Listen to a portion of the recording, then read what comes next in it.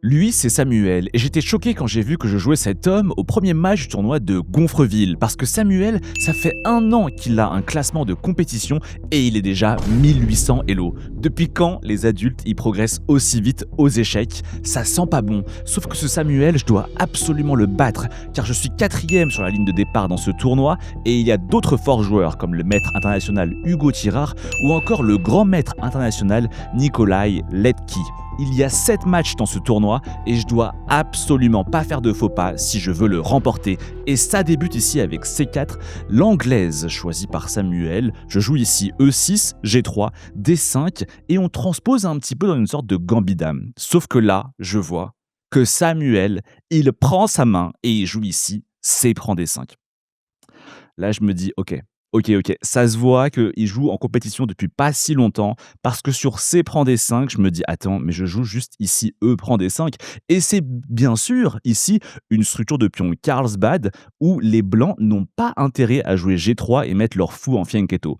Là, je vois ça, je joue ici E prend D5 et je me dis: «OK, magnifique, première ronde facile dans ce tournoi de Gonfreville, on va le battre facilement en 20 coups» et je me dis: «OK, c'est super, continuons». Ici, Samuel joue fou G2 et développe ses pièces. Moi aussi, il prend le centre, je développe aussi le fou et là, je vois Samuel, encore une fois, et il prend sa main et je m'attendais tellement à ce qu'il prenne le cavalier G1, mais non, il prend ici la dame en D1 et joue dame B3. Et là, je me dis: «Non mais vraiment, cette partie, elle ne va pas durer longtemps». Pour moi, Samuel ici ne respecte pas les grands principes de l'ouverture et d'ailleurs, je suis sûr que là, la barre, elle doit être toute noire parce que, bah, le truc, c'est qu'on sort pas la dame trop tôt dans l'ouverture et donc je me dis: «Attends mais ouh là là, c'est clairement quelqu'un qui a pas l'habitude de la compète» et je me dis: «OK, mais c'est quoi son idée?» Et là, je me dis: «OK, il attaque ici 2 fois le pion D5 que moi je défends qu'une seule fois». Mais je me dis: «Attends, est-ce qu'il est vraiment en prise, ce pion?» Je me dis: «Attends, mais si en fait il prend le pion, je récupère du cavalier, il prend» et là, il y a une fameuse tactique ultra connue, fou B4 échec et il doit parer l'échec et moi je remporte ici sa dame en D5. Là, je suis ultra content, je me dis: «Bon, vu comment il a joué, il y a peut-être un monde où je vais réussir à placer cette petite tactique» et là, mine de rien, je joue petit roc pour mettre mon rang en sécurité. Là, je prie pour que Samuel joue ici fou prend D5 mais Samuel, il joue ici, fou G5. Aïe, aïe, aïe, je suis dégoûté. Mais bon, en même temps, faut pas abuser quand même, parce que 1800 Elo feed, ça veut dire que sur chess.com, le gars est probablement genre 2100, 2200 Elo. Donc, c'était quand même un peu trop gros là. Et donc, bien sûr, il ne tombe pas dans le piège. Là, je dois quand même défendre le pion D5. Je joue ici C6. Il développe les pièces K et C3, cavalier BD7, cavalier F3. Là, je me dis, OK, on va attaquer le fou, parce que j'aime pas trop ce clouage. H6, il recule ici en D2. Et là, je me dis, attends, mais j'ai quand même une super position là. Genre, j'ai l'avantage de développement, mes pièces sont mieux développées que les pièces blanches, alors qu'aux échecs, c'est quand même les blancs qui débutent la partie. Et là, je me dis, attends, mais je peux juste placer ici mon cavalier en E4. Cavalier E4, s'il prend, je prends. Le cavalier F3, il est instable, il doit rentrer à la maison. Et s'il fait rien, je vais lui croquer la paire de fous. Et donc là, je mets mon cavalier en E4 et je vois ici que Samuel joue petit roc. Et là, je me dis: «Attends, mais et je lui prends la paire de fous. Je lui prends la paire de fous et je suis vachement bien» et après je sors le cavalier en F6, mon fou va sortir, j'adore les noirs. Là, je me fais pas prier, je joue ici cavalier prend D2, il joue cavalier prend D2 et là, je joue cavalier F6. À ce moment-là, je suis ultra content. Je me dis que la barre, elle doit être hyper noire et je vois que là, Samuel, bizarrement, il a pas l'air très inquiet. Et je me dis: «Non, mais peut-être qu'il est pas inquiet parce qu'il comprend pas pourquoi cette position, elle est si mauvaise pour les blancs». Mais là, je vois que Samuel, très rapidement, il joue ici pion en E4. Et là, je me dis au début: «Ah non, mais c'est clairement un mauvais coup». Pion en E4, c'est connu. Dans la structure de pion de Carlsbad, quand les blancs vont ici jouer la poussée E4, le problème, c'est que je prends et que le pion D4 des blancs devient un pion isolé. Et donc là, au début, je me dis: «Ouais, franchement, je sens que Samuel, encore une fois, il fait fausse route. Je joue ici D prend E4, il fait cavalier prend E4, je fais cavalier prend E4, il fait cavalier prend E4. Là, ici, mon fou D6, j'ai pas envie de perdre la paire de fous quand même, donc je joue fou E7 pour conserver ma paire de fous. Mais je commence à me dire: "Attends Julien, quand même, là, je suis pas serein". Là, je suis pas serein parce que je me dis: «En fait, quand même, moi, j'ai toujours quand même pas mal de pièces qui sont pas développées. Lui, il a sa première rangée qui est encore totalement libre et en fait, mon fou C8, vous voyez, je me dis: «Attends, mais je peux pas si facilement le développer parce que dès que je développe mon fou C8, mon pion B7, il est en prise». Alors on pourrait se dire peut-être que je peux jouer un coup comme B6, pour essayer de faire en sorte que mon pion B7 ne soit plus attaqué pour pouvoir sortir mon fou. Mais B6, ça affaiblit pion C6 et sachant qu'il y a le fou qui tape comme ça sur le pion C6 derrière la tour en A8, je commence à me dire: «Attends mais j'ai pas tellement de solutions». Et par exemple là, il joue ici tour AD1 et je me dis: «Attends mais en fait il joue vachement bien, tour AD1, il menace ici clairement la poussée D5. S'il joue D5, il va se débarrasser de son pion isolé et la position est juste totalement égale». Là, je commence à me dire et voilà, encore une fois, c'est pareil.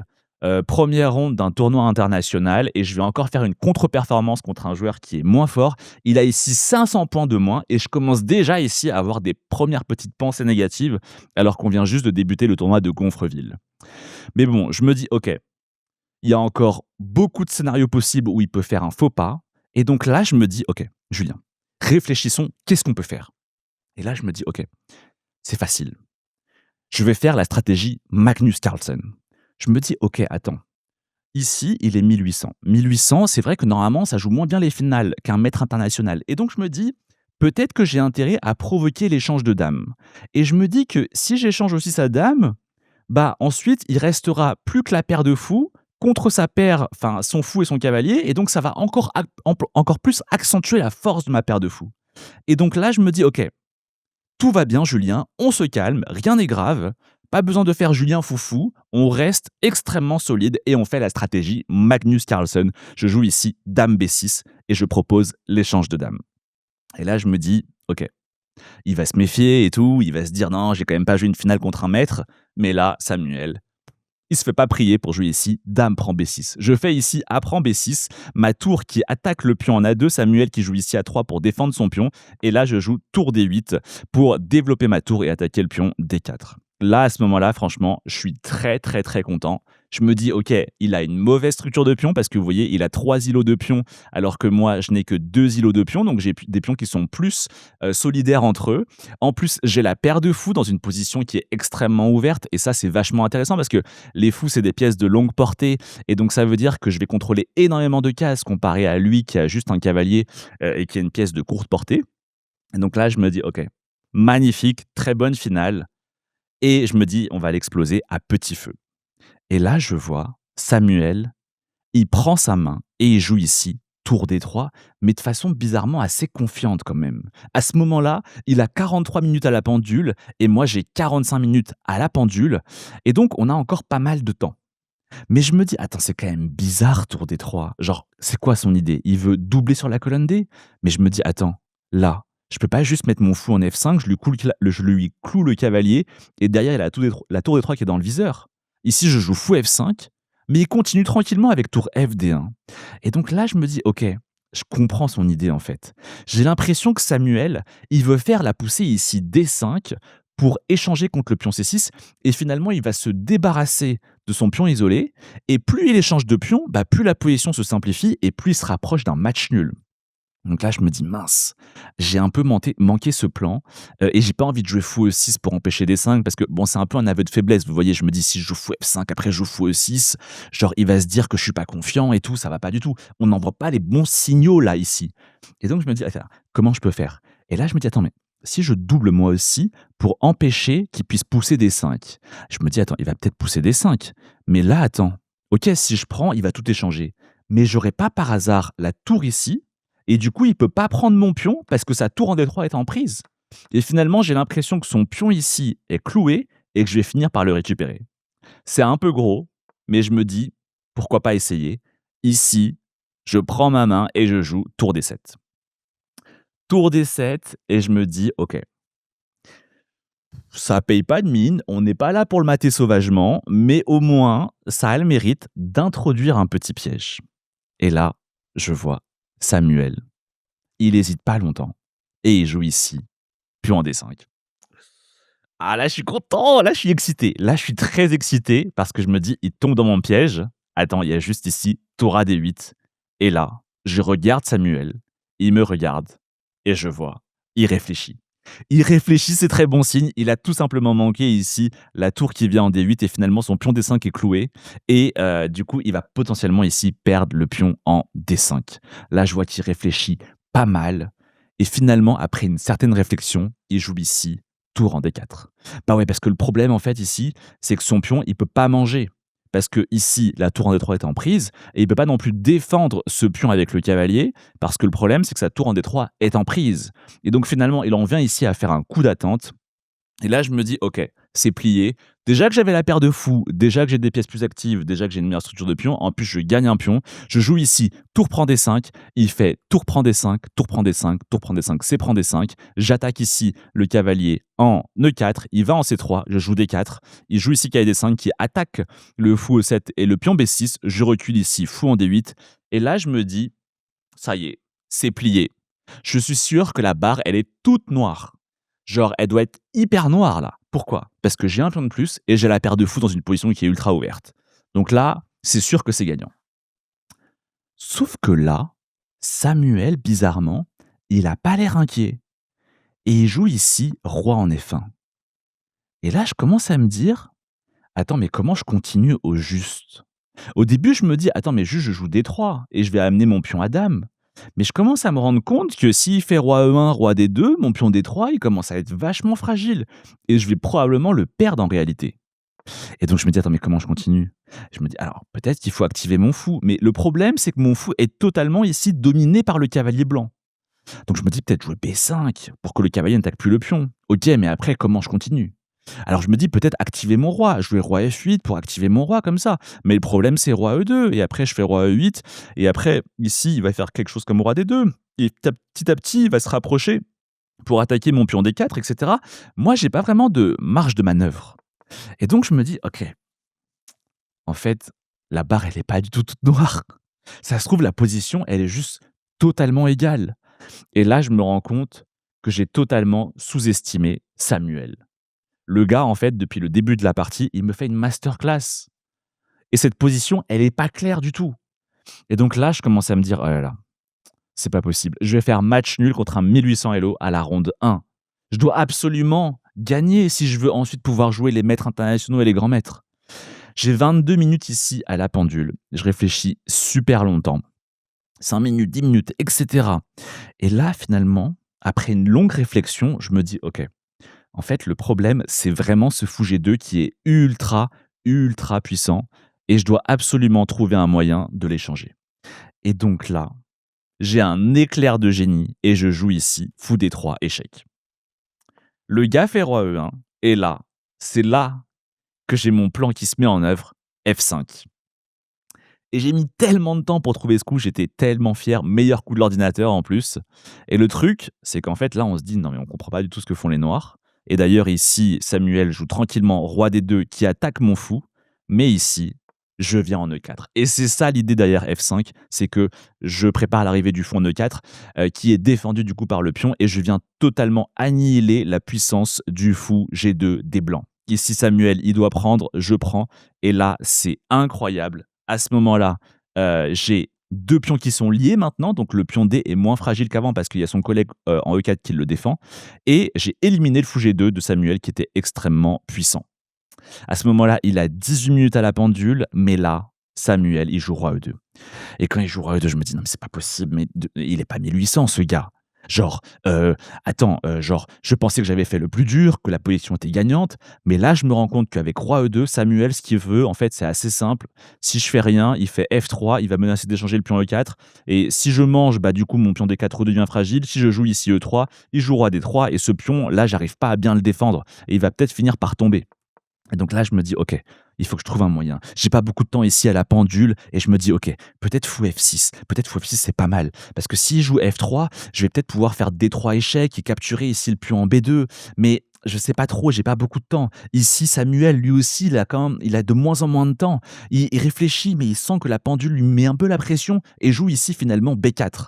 Parce qu'il veut pas avoir le pion B2 attaqué par mon fou. Et là, je me dis: «OK, du coup, mon fou, il est parti ici de la case, il défend plus le pion B6, je joue ici B5 et Ici, je me dis: «OK, excellent coup. Là, je suis sûr que le coup est top et la barre est devenue pas mal noire» et là, Samuel, il a plus beaucoup de temps à la pendule. À ce moment-là, il a 13 minutes à la pendule, je pense et moi 9 minutes à la pendule et il joue ici cavalier C7. Il attaque ici le pion B5 et là, je me dis: «Attends, mais il y a pas un problème là? Il y a pas un problème sur cavalier C7 qui attaque le pion B5? Si je joue ici D3, le truc, c'est que s'il joue roi D2, c'est ultra passif et moi, j'ai réussi à progresser avec mon pion. Je me dis: «Attends, mais s'il va en E3, il y a pas ici fou D4 échec?» Et en fait, il peut pas manger mon pion ou mon fou parce que s'il le fait, D2 et ensuite le pion va à dame et donc il serait obligé de reculer ici en D2 et je capture le pion en F2 et j'ai l'air juste totalement gagnant. Et donc là, je me dis: «Incroyable, ici je prends ma main, je joue ici D3, échec. Samuel qui joue ici roi en D2» et à ce moment-là, je me dis: «OK, attends, mais là, il y a plus qu'à ramener le roi. Je ramène le roi, OK, il va manger le pion B5, mais je ramène le roi et je vais finir par m'infiltrer ici. Je vais capturer le pion F2, le pion E va aller à dame. J'ai plus beaucoup de temps, je joue ici roi F7, Samuel qui prend ici le pion B5, je joue ici roi E6 pour activer mon roi et là, à ce moment-là, il joue ici cavalier C3. Là, j'ai plus que quelques minutes à la pendule et je me dis: «Attends, mais cavalier C3, est-ce que je peux pas échanger ici le cavalier?» Il reprend cette finale de pion. Est-ce qu'elle est nulle? Est-ce qu'elle gagne pour les noirs? Je sais pas, j'hésite. Je me dis: «Non, mais je suis sûr que c'est totalement égal et que ce serait tellement dommage de tout gâcher.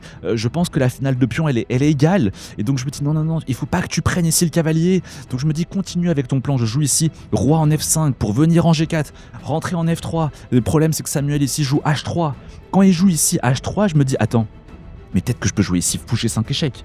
Fou G5 échec, s'il joue F4, il y a la prise en passant, et du coup le roi doit reculer de façon extrêmement passive. Je joue fou G5 échec. Ici Samuel joue roi D1. Et à ce moment-là, je me dis: mince, il risque de me virer avec H4, le fou va repartir et il va revenir avec son roi. Donc je me dis: ok, on joue ici H5. Comme ça sur H4, je peux reculer le fou en H6. Sauf que là, à ce moment-là, Samuel, il prend sa main et il joue ici cavalier D5. Et là, je me dis: attends, cavalier D5? Mais si je fais ici roi E5, c'est quoi l'idée de cavalier D5? Genre, il doit forcément revenir à la maison. Si je joue cavalier E3, je pense que je peux prendre et la finale de pion, elle est gagnante. Et s'il va ici en C3, je me dis: attends, mais j'ai juste roi D4. Et pourquoi il m'a aidé comme ça à activer mon roi? Et là, je me dis: ok, allez, on n'a plus beaucoup de temps à la pendule, je joue ici roi E5, je vois Samuel ici, il joue cavalier E3. Et là, je suis choqué. Je me dis: attends, non mais là, c'est sûr que si je prends, la finale de pion, elle est gagnante. Je regarde fou prend E3, F prend E3 et je me dis: attends, mais c'est pas possible. Ici, j'ai un pion passé protégé. C'est sûr que le roi doit rester à la défense pour empêcher que ce pion soit promu. Et juste mon roi, il peut aller tranquillement aller manger tous les pions blancs de l'aile dame. Je vérifie une fois, deux fois, trois fois. J'ai tellement peur ici de faire match nul dans cette première ronde de Gonfreville, mais j'ai l'impression que ça fonctionne et ici je joue fou prend E3. Samuel fait F prend E3 et je joue ici roi D5. Samuel joue ici roi D2 et là je me dis: attends, mais j'ai juste roi C4 et je vais aller croquer tous les pions et lui doit conserver la défense du pion D3. Je joue ici roi C4 et à ce moment-là, Samuel qui abandonne, victoire. Ça fait plaisir, sauf que dans ce premier round du tournoi de Gonfreville, les autres maîtres et grands maîtres, ils l'ont aussi tous emporté. Le maître international Hugo Tirari l'a gagné, le grand maître Nikolai Letki, il a aussi gagné. Donc il faut continuer. Et en plus, au match suivant, match numéro 2, on joue un gamin de 9 ans qui est déjà 1900 Elo. Ça va être ultra chaud. Mais ça fait plaisir de bien débuter ce tournoi. Je vous retrouve à la ronde suivante pour le prochain récap. Et n'hésitez pas à rejoindre la communauté et à obtenir d'autres conseils pour progresser au chèque sur lien.juliensong.com. Ciao, ciao.